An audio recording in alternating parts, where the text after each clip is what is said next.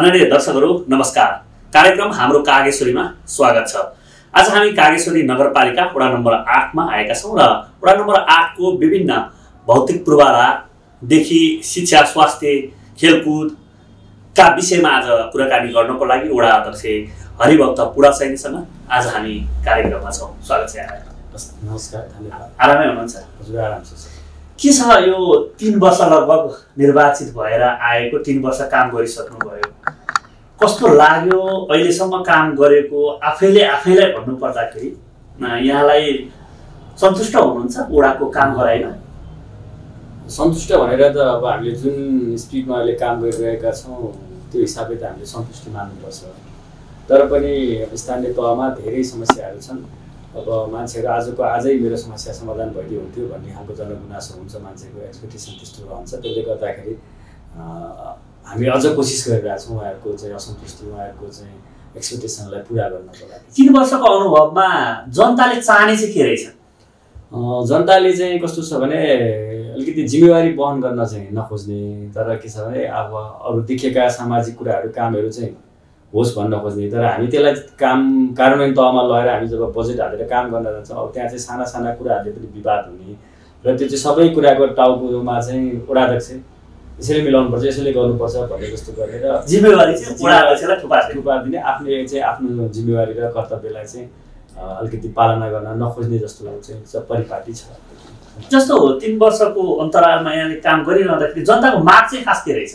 जनताको माग चाहिँ त्यस्तो केही छैन। तर जनताको माग त्यस्तो केही नहुँदा पनि के छैन, अब विकास निर्माणसँग सम्बन्धित अब बाटो घाटो ढल धेरै जसो चाहिँ पूर्वाधारसँग जोडिएका कुराहरू मात्र पब्लिकको भोइस छ। अहिले हामीलाई बाटो चाहियो, ढल चाहियो, हामीलाई चाहिँ अरू पूर्वाधारहरू चाहियो भन्ने कुराहरू अलिक बढी माग छ।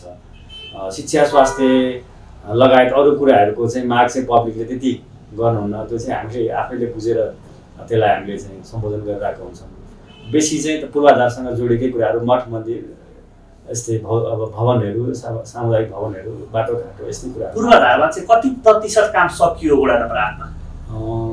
योपालि हाम्रो पूर्वाधारमा अहिले चाहिँ हामी लगभग 50-50 होला हामीले छुटेको बजेटमा, किनभने पुराना क्रमागत बजेटहरू पनि थिए र अहिले नयाँ जोडिएका पनि गर्दा अहिले हामीले लगभग आधा जति चाहिँ हाम्रो सिलिङको बजेट र क्रमागत बजेटहरूको काम सकिसकेका छौँ। अब ओभरअल 3 वर्षको कार्यकालको कुरा गर्नुहुन्छ भने चाहिँ हामीले मोर देन 60% काम बाटोघाटो बनाउनु चाहिँ गरिसक्यौँ। अब 40% बाँकी छ। अब तपाईँको कार्यकालमा लगभग भौतिक पूर्वाधार काम सम्पन्न हुने देख्नुहुन्छ? म चाहिँ त्यसमै त्यही लक्ष्य लिएरै कुदिरहेको छु। म चाहिँ मेरो कार्यकालमा सकेसम्म अब यो नयाँ प्लानिङ प्लटिङबाट जोडिएका नयाँ बस्तीहरूको बाटोघाटो बाहेक पुराना बस्तीहरूको बाटोघाटो लगायतको कामहरू चाहिँ म सबै सक्छु नै भन्ने मेरो चाहिँ एउटा सङ्कल्प पनि गरेको छु र त्यो अनुरूप काम पनि गरिरहेको छु। तपाईँले नगरपालिकामा हेर्नुभयो भने पनि अहिले 9 वडामा अलिकति कार्य सम्पादनमा चाहिँ अलि अगाडि बढेको 8 नम्बरै वडा हुन्छ जस्तो मलाई लाग्छ। कति छन् जनसङ्ख्या 8 नम्बर वडा?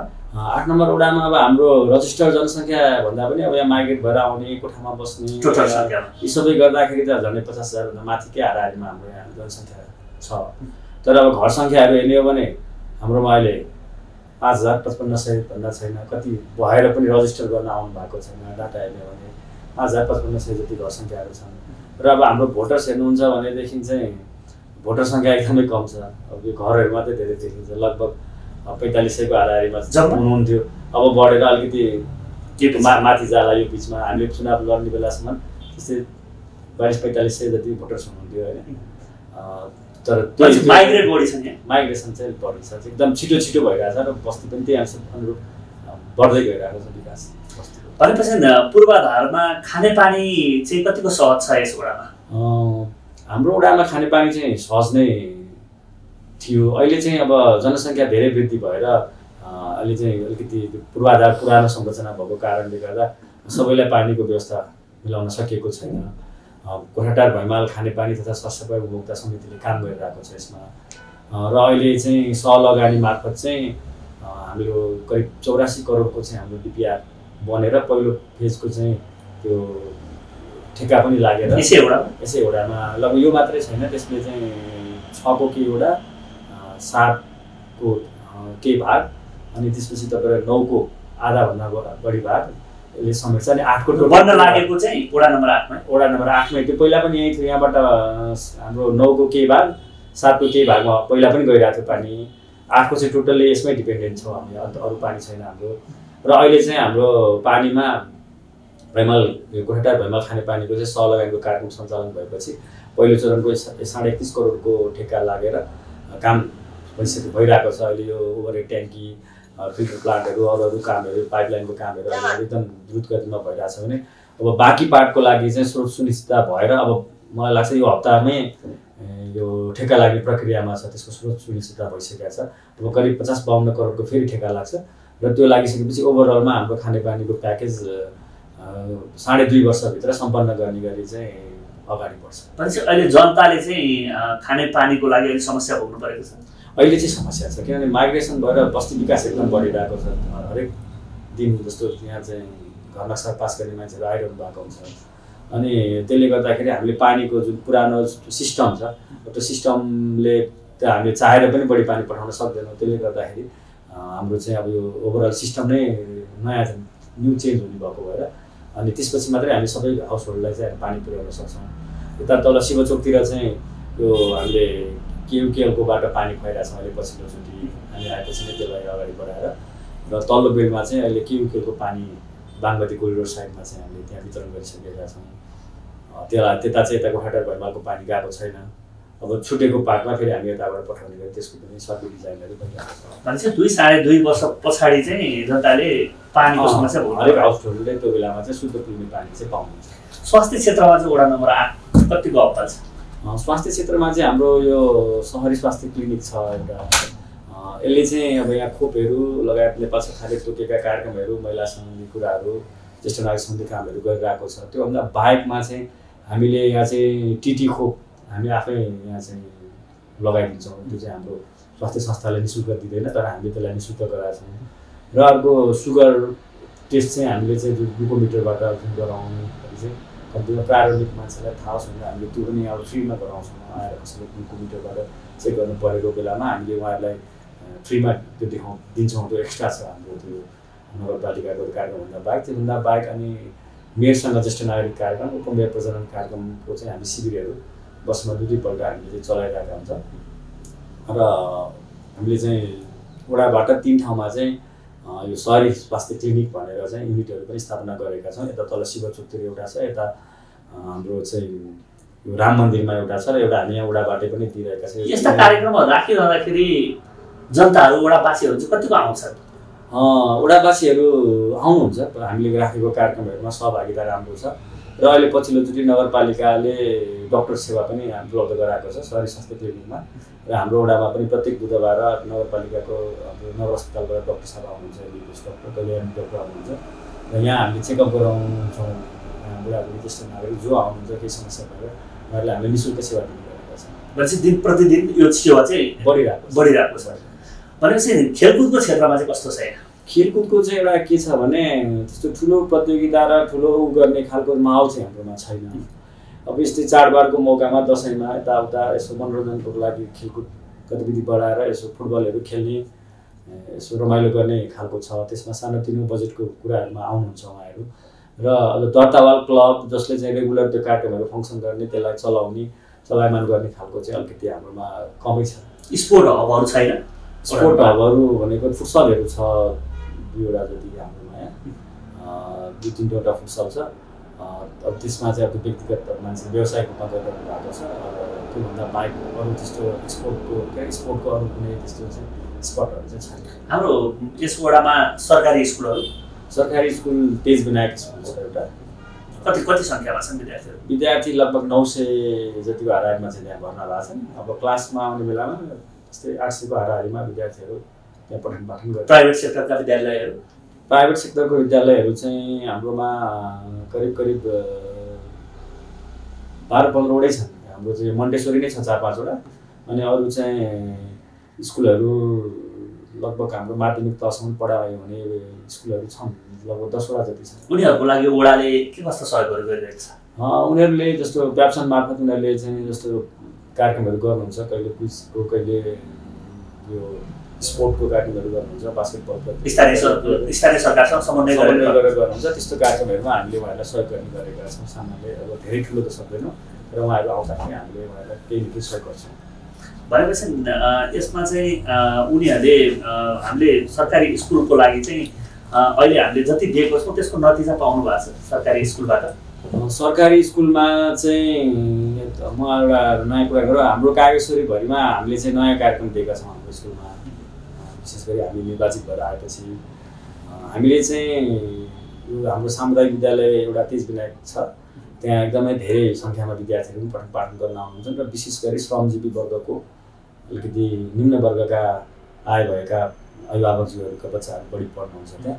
र त्यहाँ अब हाम्रो औसत रिजल्ट त्यति राम्रो छैन र थिएन पनि त्यति बेला। अहिले चाहिँ अहिले सुधार भएको छ र हामीले आइसकेपछि सुरुको वर्ष 20 लाख रुपियाँ, त्यसपछि हामीले अहिले प्रत्येक वर्ष 10 लाख रुपियाँ चाहिँ हामीले स्कुललाई डे बोनस गर भनेर चाहिँ हामीले उपलब्ध गराउँदै आएका छौँ। र हामीले त्यो पैसा चाहिँ विशेष गरी 8, 9, 10 को विद्यार्थीहरूलाई परीक्षाभन्दा अगाडि 6 महिना अगाडिदेखि चाहिँ उहाँहरूलाई बिहान मर्निङमा स्कुल बोलाउने 6:30 बजे र 6:30 बजेबाट क्लास सुरु गराउने र खाना एक टाइमको हामीले स्कुलमै खुवाउने, ट्युसन क्लास सुरु गर्ने र अनि ट्युसन क्लासको त ट्युसन फी पनि ओडाले त्यही बजेटबाट दिने र उहाँहरूलाई त्यो खाना एक टाइमको चाहिँ सादा खाना ओडाकै त्यही शिक्षकको बजेटबाट चाहिँ खुवाउने गरी हामीले चाहिँ कार्यक्रम चलाइरहेका छौँ। र त्यसले चाहिँ अहिले पहिलाको तुलनामा चाहिँ केही सुधारहरू लिएर आएको छ। तर पनि अझ अपेक्षित जुन अझ हाम्रो एक्सपेक्टेसन हो त्यो लेभलको चाहिँ अझै हुन सकिरहेको छैन। मलाई लाग्छ अब सबैजना मेहनत गरिरहनु भएको छ, विद्यालयको सबै टिचरहरूदेखि लिएर हामी लागिरहेको छौँ। अझ हामी जिम्मेवार भएर लाग्नुपर्ने अझ आवश्यकता देखिरहेको छ। त्यो अझ हामीले जिम्मेवार भएर गर्न सक्यौँ भने त्यसले चाहिँ एउटा रिजल्ट दिन्छ। किनभने शिक्षाको लगानी भने आजको आजै देखिँदैन, अलिकति समय त लाग्छ। वडा नम्बर 8 मा भएका सार्वजनिक जग्गाहरूलाई कसरी वडाले लिएको छ? धेरै जसो सार्वजनिक जग्गाहरू चाहिँ हाम्रो अहिले यो कुनै यो बागमती सुधार आयोजनाले उसमा बाँडिदियो, यो खोलामा परेको ट्र्याकमा परेको जग्गाको सट्टा दिएर धेरै कम बाँकी छ हामीसँग। अनि अलिअलि भएको जग्गा हाम्रो यहाँ मदन आश्रित प्रतिष्ठानमा हामीले पहिले नै त्यो एउटा संस्थामा गइसक्यो र अब सानो सानो टुक्रा जग्गाहरू छन् हाम्रोमा। त्यसलाई चाहिँ हामी सक्दो पार्क बनाएर हुन्छ कि अब के गरेर हुन्छ त्यसलाई संरक्षण गर्ने गरी हामीले कामहरू सुरु गरेर सम्भवतः थाहा छ वडालाई यति जमिन होला वडा नम्बर 8 मा सार्वजनिक भन्ने किन छ? अब त्यो त्यसको डाटा चाहिँ कस्तो छ भने हामीसँग जग्गा चाहिँ धेरै छन्, तर साना साना जस्तो चोकतिर हामी अहिले वडा कार्यालय नै बनाउन सकिरहेको छैनौँ। किनभने 4 आना 6 आना 5 आना यस्ता जग्गाहरू टुक्रा टुक्रा जग्गाहरू मात्रै हामीसँग भए, एउटा भोल्युमको जग्गा चाहिँ हामीसँग भएन एकमुष्ट। जस्तो हाम्रो अलि उतापट्टि फिकल पार्क छ, त्यहाँनिर चाहिँ लगभग 12-15 रोपनी नै भन्दा बढी जग्गा छ। त्यसलाई हामी पार्क बनाएर त्यहाँ चाहिँ डेभलप गरेका छौँ। त्यो सँगै यतापट्टि एउटा खाडल जस्तो छ, त्यो 8-9 रोपनी जग्गा छ, त्यसलाई पनि हामी पार्क बनाउने सोचमा चाहिँ अगाडि बढाइरहेका छौँ। अब यता पशुपति विकास कोषको 572 रोपनी जग्गा छ, त्यसलाई त हामी केही गर्न सक्दैनौँ, उहाँहरूकै अधीनमा छ। र अन्य साना साना काहीँ सामुदायिक भवनहरू बनेका छन् जग्गाहरूमा। तर जग्गाको चाहिँ कस्तो छ एकै ठाउँमा ठुलो जग्गा हुन्छ यो संरक्षण चाहिँ हाम्रो यो प्रति जग्गा संरक्षण समिति पनि छ नगर स्तरीय, त्यसले एउटा रकम राखेर हामीले अघिल्लो वर्ष हामीले एउटा डाटा लिएका छौँ। र अब यो वर्षबाट चाहिँ त्यो ठाउँहरूमा हामी चाहिँ तारबार गर्ने भनेर एउटा त्यसलाई अगाडि पनि बढाएको छ। र अब हामी छिटै नै धेरै जसो ठाउँहरूमा हामी यो तारबार गरेर त्यसलाई के डेभलप गर्न सकिन्छ पहिला त्यसको चाहिँ सिमानाहरू छुट्याउने, त्यसपछि वडाले वडा स्तरबाट नसके नगरले नगर स्तरबाट जहाँबाट हुन्छ हामीले बजेट राखेर त्यसलाई केही न केही पार्कको रूपमा केही बच्चा खेल्ने ठाउँको रूपमा डेभलप गर्ने गरी हामी पढाउँछौँ। वडा भवन चाहिँ बन्ने सुनिश्चित छैन। हामी अहिले एउटा भवनको लागि चाहिँ ठाउँ हेरिरहेको छौँ। अब छिटै नै हामी एउटा सार्वजनिक सुनवाई कार्यक्रम गर्छौँ र त्यसले चाहिँ अनि हामी कहाँ वडा बनाउने त अब विकल्पहरू के हुन सक्छन् त्यो विकल्पहरूको हामी खोजी गर्दैछौँ। र हामी नजिकै भएको विकास कोषसँग पनि जग्गा मागेर त्यहाँ चाहिँ एउटा बहुआयामिक भवनसहितको चाहिँ विविध पूर्वाधारहरू बनाएर एउटा चाहिँ पार्कसहितको गरौँ भन्ने हाम्रो चाहिँ सोच भएर अगाडि बढाइरहेको छौँ। र हामीले नगरपालिकामा करिब 25 रोपनी जग्गा चाहिँ विकास कोषसँग माग्नको लागि हामीले सिफारिस पनि गरेका छौँ र नगरपालिकाले पनि विकास कोषसँग समन्वय गरेर त्यो जग्गा चाहिँ माग गर्ने भनेर परिषदबाटै निर्णय गरिसकेका छ। अब त्यसको प्रक्रिया बिस्तारै अब बढ्दैछ। ज्येष्ठ नागरिकको हकमा चाहिँ वडा कार्यालयले के गरिरहेको छ? ज्येष्ठ नागरिकको हकमा हाम्रो अब जस्तो सहरी स्वास्थ्य क्लिनिकबाट दिने सेवाहरू उहाँहरूलाई जुनै पनि निःशुल्क नै छ। त्यसपछि गएर ज्येष्ठ नागरिक यो घर दैलो कार्यक्रम, ज्येष्ठ नागरिक स्वास्थ्य कार्यक्रम भनेर हाम्रो मेयर साहबको यो निर्वाचन भएर आइसकेपछि उहाँको अगुवाईमा हामीले छुट्टै कार्यक्रम दिएका छौँ। त्यसमा चाहिँ उहाँहरूको होल बडी चेकअप चाहिँ निःशुल्क हुन्छ।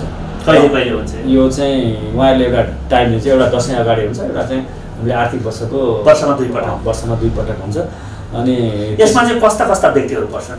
यसमा चाहिँ विशेष गरी ज्येष्ठ नागरिक जो वृद्ध 60 वर्ष माथिका भत्ता खाइरहनु भयो, भत्ता खाने पनि र हाम्रो नेपाल सरकारले अहिले 60 वर्षदेखि ज्येष्ठ नागरिक कार्ड जुन दिने अवधारणा ल्याएर हामीले दिइरहेका छौँ, ती नागरिकहरूलाई चाहिँ हामीले निःशुल्क सेवा दिइरहेका छौँ। त्यसमा चाहिँ होल बडी चेकअप जस्तो यही वडामै हामी चाहिँ शिविर राखेर त्यहाँ चाहिँ पोर्टेबल मेसिनहरू लिएर आएर ल्याबकोदेखि लिएर तपाईँको चाहिँ इसिजीहरू सबै कुराहरू यहीँबाट हामी दिन्छौँ र यसको रिपोर्ट पनि हामीले यहीँ दिएर उहाँहरूलाई केही त्यस्ता रोगहरू छन् भने पहिचान गरेर अनि हामी हाम्रो नगर अस्पताल अथवा त्योभन्दा कतै रिफर गर्नु पऱ्यो भने त्यहाँ पनि रिफर गरेर हामी निःशुल्क उपचार पनि उहाँहरूको गर्ने गरी हामी बढिरहेछौँ। अघिल्लो वर्ष हामी मोतीबिन्दु लागेका धेरै मान्छेहरूलाई हामीले निःशुल्क आँखा शिविरबाट चाहिँ हामीले त्यही शिविरबाट आँखाको समस्या देखेकाहरूलाई चाहिँ उपचार गर्न हामीले पठाएका थियौँ। यो वर्ष पनि तयारी भइरहेछ। सिटे नै सायद यो वैशाख चैतभरिमा कार्यक्रम एउटा हुन्छ होला मेरो हिसाबले। एकल महिला अपाङ्गता पनि छन्? अपाङ्गता भएका महिलाहरू छन् तर क र ख वर्गका चाहिँ अलिक कम छन् महिला बालबालिकाहरू, तर ग र घका चाहिँ अलिक बढी छन्। र हामीले एकचोटि ग र घ वर्गको लागि पनि यो चाडबाड खर्च भनेर अलिकति भत्ता दिने व्यवस्था गरेका थियौँ 5-7 हजार रुपियाँ। अहिले त्यो चाहिँ रोकिएको छ। त्यो हामीलाई कार्यविधिले अलिकति त्यसरी दिन मिल्दो रहेछ भनेर हामीलाई रोकेको छ र हामीले त्यसलाई यो वर्ष चाहिँ रोकेका छौँ। फेरि त्यसको छिटै कार्यविधि बनाएर हामी सुरु गर्नेमा छौँ। जस्तो समग्र रूपमा वडावासीहरू खुसी छन् वडाको काम कारबाहीमा? मलाई लाग्छ वडावासीहरू समग्र रूपमा हिजोको भन्दा आज चाहिँ केही परिवर्तनको महसुस गरिरहनु भएको छ। तर के छ भने हाम्रो एक्सपेक्टेसन त धेरै हाई छ। सबै कुरा आजको आजै पुरा हुने अवस्था पनि छैन। त्यसले गर्दाखेरि हामी बिस्तारै गर्दै पनि छौँ। उहाँले अहिलेसम्म मैले पाएको फिडब्याकले सन्तुष्ट नै हुनुहुन्छ। समग्र युवाहरूलाई रोक्न चाहिँ स्थानीय सरकारले नसकेकै हो?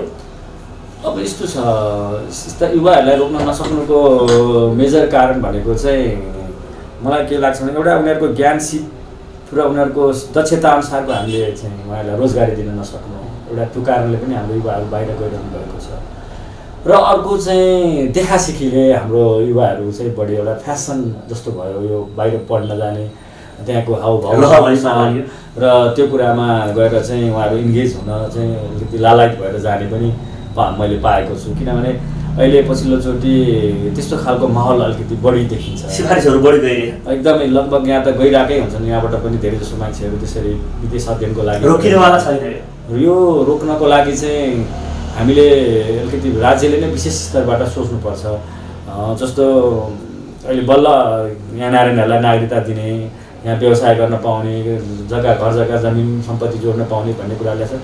यस्ता किसिमका चाहिँ हामीले चाहिँ लुज बनाइदिनुपर्छ। उहाँहरूलाई चाहिँ जे पनि गर्नको लागि लुज बनाइदिउँ, नियम कानुन सहज बनाइदिउँ भन्ने चाहिँ जाने मान्छेहरू पनि केही वर्ष त्यहाँ स्ट्रगल गरेर 2-4 पैसा कमाइसकेपछि चाहिँ कहीँ म देशमै गएर केही काम गर्छु, आफ्नै सिट म उहाँ गएर देखाउँछु भनेर आउन सक्ने वातावरण चाहिँ हामीले बनाइदियौँ भने हामी यताबाट जाने कुरा त रोक्न सक्दैनौँ, तर उता फर्काउने वातावरण हामीले बनाउन सक्यौँ भने बिस्तारै ती कुराहरू कन्ट्रोलमा हुन्छन् जस्तो लाग्छ। स्थानीय सरकारसँग जनताहरू सन्तुष्ट भएर पनि किन स्थानीय सरकारप्रति चाहिँ उनीहरूले नकारात्मक धारणाहरू राखिरहेका छन्? एउटा त हामी प्रत्यक्ष यो बिहान बेलुकै भन्छ नि श्रीमान श्रीमतीको झगडा पराल गएको भने जस्तै हामी बिहान बेलुकै 24 घन्टा चाहिँ अब पहिलो काम लिने ठाउँ भनेको त स्थानीय तह भयो। यहाँ त हरेक साना समस्यादेखि ठुला समस्यासम्म हरेक चाहिँ आफ्ना कागजपत्र डकुमेन्ट जन्मदेखि मृत्युसम्मका होइन, अब सम्पत्तिका चाहिँ सामान्य दर्ता सिफारिसदेखि लिएर तपाईँको अंशबन्डदेखि हरेक कुराहरू चाहिँ यही कार्यालयबाट हुने हुँदाखेरि चाहिँ उहाँहरूका कहिलेकाहीँ गुनासा पनि रहन्छन्, कहिलेकाहीँ उहाँहरू अब सन्तुष्टि भएर पनि जानुहुन्छ।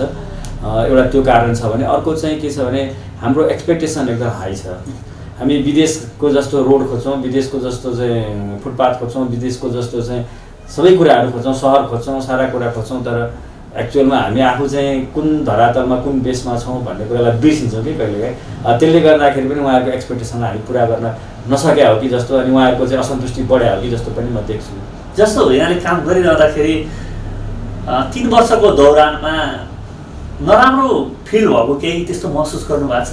उनीहरूले त्यस्तो टच गरेको कुनै ओड या स्थानीयवासीले भनेका त्यस्ता होइन? त्यस्तो त अब यस्तो रहेछ, अब सुरुमा चाहिँ अलिअलि फिल हुन्थ्यो उहाँहरूले के भनेको कुरा, अब त त्यो बानी परिसक्यो होइन।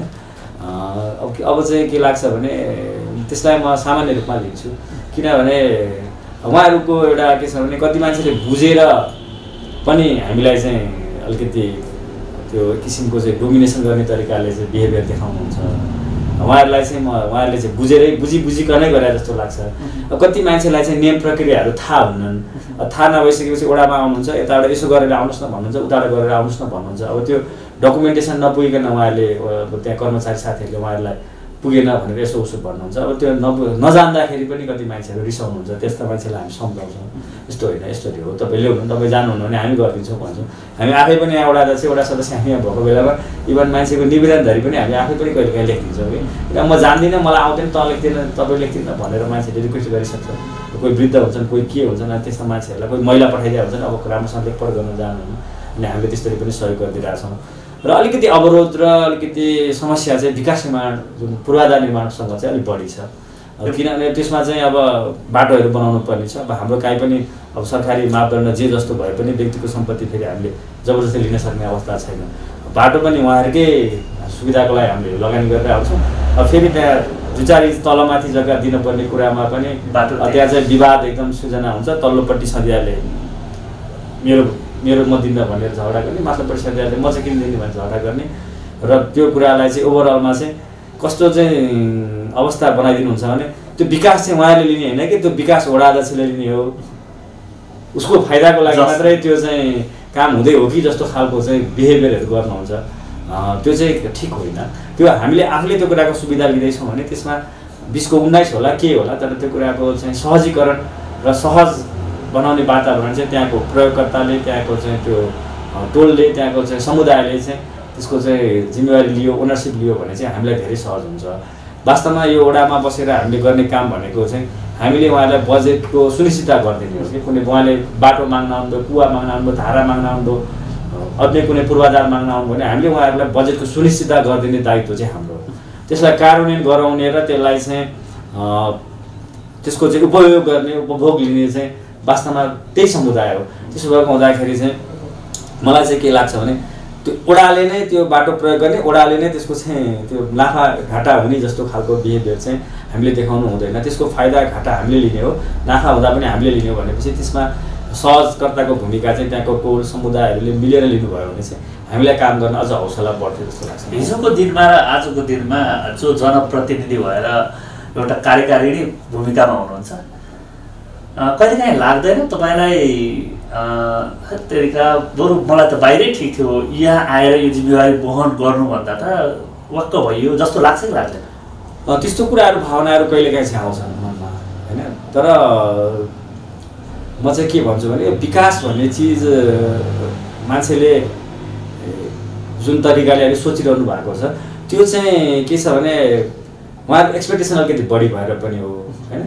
र अर्को कुरा चाहिँ के छ भने हामीले गरेको कामको चाहिँ मूल्याङ्कन चाहिँ आज हुँदैन क्या। हामीले गरेको कामको मूल्याङ्कन हाम्रो कार्यकाल पछाडि नै हुन्छ। फलानुले आफ्नो वडा अध्यक्षको समयमा त्यो टाइम पिरियडमा कति काम गर्यो त, के चिजमा चाहिँ उसले चाहिँ लगानी गर्यो, कस्ता तरिकाले काम गर्यो, स्थानीयहरूलाई अथवा चाहिँ टोलवासीहरूलाई कसरी चाहिँ उसले चाहिँ सम्झाउन सक्यो, सफल भयो, बुझाउन सफल भयो, योजनाहरू सफल ढङ्गले कार्यान्वयन गर्न सफल भयो भन्ने कुरा चाहिँ अलिक यो हाम्रो कार्यकाल पछाडि चाहिँ यसको अलिकति राम्रा नराम्रा पक्षहरू आउँछन् जस्तो लाग्छ मलाई। अब अहिले त कहिलेकाहीँ मान्छेले भने मैले कसैलाई मन परेर राम्रो भन्ला, कसैले मन नपरेर नराम्रो भन्ला, तर ओभरअलमा मैले पब्लिक भोइस चाहिँ राम्रै सुनेको छु किनकि काम हामीले गरेकोमा उहाँहरू सन्तुष्ट हुनुहुन्छ होइन। कुनै बेला यो बेला तपाईँलाई जुन ओडाको काममा रफ्तारमा लागिरहँदाखेरि कुनै व्यक्ति या भनौँ कुनै ओडावासीले आफूलाई चाहिँ यस्तो गरिस् भनेर एउटा मनमा नराम्रो लागेको कुराहरू त्यस्तो केही छ? त्यस्तो भन्ने मान्छेहरू हुन्छन्, तर त्यस्तो भन्ने मान्छेहरूलाई चाहिँ हामीले पहिला त त्यो मान्छे जसले हामीलाई क्वेसन गर्यो त्यो मान्छे के हो भन्ने कुरा हामी हेर्छौँ। पहिला म चाहिँ विचार गर्छु। एउटा सामान्य मान्छेले एउटा केही पनि सुझबुझ नभएको मान्छेले भनेर हामीसँग रिसायो भने हामीले उहाँप्रति रिसाउनुहुन्न, हामीले उहाँलाई कन्भिन्स गर्न खोज्नुपर्छ। कोही बौद्धिक भएर कसैले धेरै कुराको जानकारी इन्फर्मेसन राखेर पनि गलत कुरा गरेर समाजलाई चाहिँ हाम्रो विरुद्ध भ्रमित गर्न खोजिरहेको छ भने चाहिँ यस्ता मान्छेलाई चाहिँ हामीले चाहिँ वाच गर्नुपर्छ। र कसैले हामीले गरेका काम यी कमजोरीहरू देखाइदिएर हामीलाई चाहिँ सुझाव दिनुहुन्छ भने फेरि त्यसलाई हामीले स्वीकार पनि गर्नुपर्छ। किनकि हामी आफै सबै कुरामा पूर्ण छैनौँ, हामी सबै कुरा जानेको बुझेको पोख्त मान्छे होइन। हामीले समाजलाई एउटा राम्रो चाहिँ सन्देश दिनुपर्छ, समाजलाई एउटा चाहिँ सकारात्मकताबाट अगाडि बढाउनुपर्छ भन्ने सोचले हामी अगाडि बढेको हुँदाखेरि हामीले त्यही ढङ्गले उहाँहरूसँग व्यवहार गर्नुपर्छ जस्तो लाग्छ। सानातिना तिता मिठा घटनाक्रमहरू त भइरहेछन्, त्यो त पर्टिकुलर मान्छे तोकेर भन्नु पनि राम्रो होइन जस्तो मलाई लाग्छ, किनकि उहाँहरूले कहिले आक्रोशमा के भन्नुहुन्छ, रिसाउनुहुन्छ, गाली गर्नुहुन्छ, भोलि फेरि त्यो कुरा बुझ्नुभएको दिन त फेरि राम्रै भन्नु होला। अन्तमा हामी आइसकेका छौँ। अन्तमा ओडावासीलाई के भन्न चाहनुहुन्छ? ओडावासीलाई चाहिँ म के भन्न चाहन्छु भने हामीले गरेको कामबाट तपाईँहरू कतिको सन्तुष्ट हुनुहुन्छ हुनुहुन्न, हामीले दिएका सेवाहरूबाट तपाईँहरूलाई कतिको सन्तुष्ट हुनुहुन्छ हुनुहुन्न, हामीलाई सकारात्मक प्रतिक्रिया दिनु होला। हामीलाई कमी कमजोरीहरू छन् भने पनि तपाईँहरूले हामीलाई चाहिँ सुझाव दिनु होला, हामी त्यसलाई सच्याएर अगाडि बढ्ने कोसिस गर्छौँ होइन। हामीसँग स्रोत र साधन धेरै कम छ, हामीले गर्नुपर्ने काम जिम्मेवारी र दायित्व धेरै बढी छ, त्यसलाई हामी बिस्तारै पुरा गर्नेतर्फ अगाडि बढिरहेका छौँ। तपाईँहरूको सकारात्मक सोच, तपाईँहरूको चाहिँ सक्रिय साथ सहयोग पाइयो भनेदेखि हामीले यो लक्ष्य प्राप्त गर्न केही गाह्रो छैन र हामी जस्तो पनि काम गरेर समाजलाई एउटा सकारात्मकतातिर अगाडि बढाउन सक्छौँ, विकासतिर अगाडि बढाउन सक्छौँ भन्ने चाहिँ म सबै आम ओडावासीहरूलाई सुझाव दिन चाहन्छौँ। र हामीले फरक फरक खालको काम पनि गरिरहेका छौँ, जस्तो मठ मन्दिरहरूलाई हामीले चाहिँ सबै रिनोभेसन गरेर हामी चाहिँ अहिले दाची अप्पा इटाबाट चाहिँ हामी चाहिँ हाम्रो ओडाभरिको मठ मन्दिरहरूलाई हामी त्यो ढङ्गले पनि रिनोभेसन गरिरहेका छौँ। हामीले धेरैवटा मठ मन्दिरहरू बनाइसक्यौँ, अहिले पनि हामी बनाउने क्रममा पनि छौँ होइन। जस्तो अब हामी 1 नम्बरको साबी गोठाटार हाम्रै वडामा पर्छ, त्यहाँको शिव मन्दिरले पुरातात्विक हिसाबले बनायौँ, त्यहाँ स्थानीयहरूको पनि त्यति नै धेरै सहयोग चन्दाहरू उपलब्ध भयो। जस्तै यहाँ राम मन्दिर छ पहिलो पुलदेखि माथि, त्यो पुरानो अवस्थामा थियो सिमेन्टेड, हामीले त्यसलाई दाची अप्पा लगाएर झिङ्गटी टाइलहरू राखेर वाल कम्पाउन्डहरू सबै त्यसलाई व्यवस्थित गऱ्यौँ, त्यहाँ पनि स्थानीयहरूले धेरै सहयोग गर्नुभयो, नगरपालिकाको भन्दा बढी पैसा हाल्नुभयो। त्यस्तै गरेर हामी यहाँ आशापुरेश्वर मन्दिरको रेनोभेसन गऱ्यौँ, त्यस्तै हामी चाहिँ यता माथि गएपछि निलबाराई मन्दिर नयाँ बनायौँ, यहाँ बिन्दवासिनी मन्दिर यो चापा रोक्नेरी नयाँ बनाइरहेछौँ। अब हामी तेजविनायक गणेश मन्दिर यहाँ जुन बिस्केट जात्रा शुद्ध चलाउनुहुन्छ यहाँको हाम्रो नेवार समुदायले, त्यसलाई हामीले चाहिँ अस्ति भर्खर शिलान्यास गरेका छौँ। त्यसलाई पनि पुरातात्विक हिसाबले चाहिँ हामी बनाउने भनेर पहिलाको त्यो सिमेन्टेड खालको थियो, त्यसलाई हामीले पुरातात्विक डिजाइन बनाएर अहिले त्यसको पनि हामी काम सुरु गरिसकेका छौँ। करिब 35 लाख बजेट हामीले अहिले छुट्याएका छौँ, तर अझ त्यति नै पैसा हामीलाई त्यहाँ लाग्ने छ अब सबै पूर्वाधार बनाउँदाखेरि। यो तरिकाले हामी चाहिँ सबै क्षेत्रमा शिक्षा, स्वास्थ्य, यो जुन पूर्वाधार, त्यसपछि गएर मठ मन्दिरहरू र वातावरणमा पनि हामीले काम गरिरहेका छौँ। हामीले यो बागमती बेल्टमा चाहिँ ग्रिन बेल्टलाई चाहिँ एकदम राम्रो बनाउने, सफा बनाउने र त्यहाँ चाहिँ रुख बिरुवाहरू हुर्काउने भनेर चाहिँ हामी अहिले त्यहाँ पनि कामहरू गरिरहेका छौँ। समग्रमा हामीले सबै क्षेत्रमा सकेसम्म हामीले धेरै गर्ने कोसिस गरेका छौँ। समय दिनुभयो यहाँलाई मुरीमुरी धन्यवाद दिन चाहन्छु, किनभने यहाँ नगर प्रवक्ता पनि हुनुहुन्छ, वडा नम्बर 8 को वडा अध्यक्ष नै हुनुहुन्छ। जस यहाँको विचारमा चाहिँ यति पर्सेन्ट चाहिँ मैले सन्तुष्ट बनाएको छु भन्ने आँकडा चाहिँ छ? अब त्यो त मैले हेर्नुहोस् व्यक्तिगत रूपमा मैले यति पर्सेन्ट बनाएँ भन्ने कुरा ग्यारेन्टी त त्यस्तो मलाई त्यो अनुमानित पनि म भन्न चाहन्न। मलाई लाग्छ जहाँसम्म ओडावासीहरू खुसी नै हुनुहुन्छ हामीले गर्न खोजेका कामहरू, हामीले गरेका कामहरू देख्दाखेरि। किन पनि खुसी हुनुहुन्छ भने हामीले गुनासा लिएर आउने जो ओडावासीहरू हुनुहुन्छ, टोलका समुदायका मान्छेहरू, उहाँहरूको गुनासो चाहिँ हामीले सकेसम्म हामीले चाहिँ सम्बोधन गरेका छौँ। हामीले चाहिँ उहाँहरूलाई चाहिँ त्यो रित्तो हात फर्काएका छैनौँ। त्यो नै सन्तुष्टिको कुरा पनि छ र मलाई लाग्छ त्यो कारणले पनि उहाँहरू सन्तुष्ट हुनुहुन्छ जस्तो लाग्छ मलाई। अब त्यसलाई पर्सेन्टेजमा यति भयो यति भएन भनेर कसरी तौलिन्छ। समयको लागि यहाँलाई मुरी धन्यवाद दिन चाहन्छु। आदरणीय दर्शकहरू, उहाँ हुनुहुन्थ्यो कागेश्वरी नगरपालिका, कागेश्वरी मनौरा नगरपालिकाका प्रवक्ता तथा वडा नम्बर 8 का वडा अध्यक्ष हरिभक्त पुरासैनी हो। उहाँले सन्तुष्टको आँकडा त हामीसँग आउँदैन, त्यो बाहिर पब्लिकले विचार गर्ने कुरा हो। बाँकी भनेको हामीले गरेका कामहरूको चाहिँ नतिजाहरू जनताले देखिसकेका छन् र आगामी दिनमा आउने रिजल्ट पनि चाहिँ हामीले गरेका कामहरूले देखाउने छ भनेर उहाँले भनिरहँदाखेरि हो। यहाँ विभिन्न धार्मिक संस्थाहरू छन्, विभिन्न धार्मिक मठ मन्दिरहरू छन्, विभिन्न खानेपानीका योजनाहरू बनिरहेका छन्। केही महिना या केही वर्ष पछाडि जनताहरूले उपभोग गर्न पाउँदै हुनुहुन्छ। यहाँहरू कतिको सन्तुष्ट हुनुहुन्छ यहाँले कमेन्ट गर्नुहोला। आजलाई यति नै, अर्को दिन नयाँ विषयवस्तुका साथ उपस्थित हुनेछौँ। तबसम्मको लागि बिदा चाहन्छौँ। हवस् त, नमस्ते।